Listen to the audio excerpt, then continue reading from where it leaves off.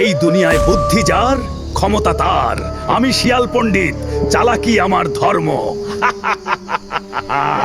এক ছিল বিলাই, সহজ সরল, মনে তার দয়ার শেষ নেই। সকালবেলা বিলাই যাচ্ছিল গ্রামের পথ দিয়ে। হঠাৎ দেখে এক বৃদ্ধ বানর পথের মাঝে ধুঁকছে। আমি আর পারছি না। বিলাই এক মুহূর্ত দেরি না করে এগিয়ে গেল।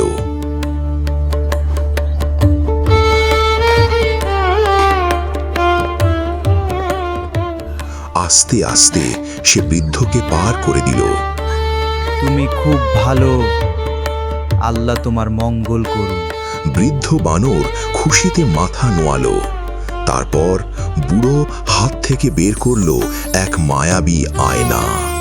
এটা সাধারণ আয়না না, এটা মনের শক্তি।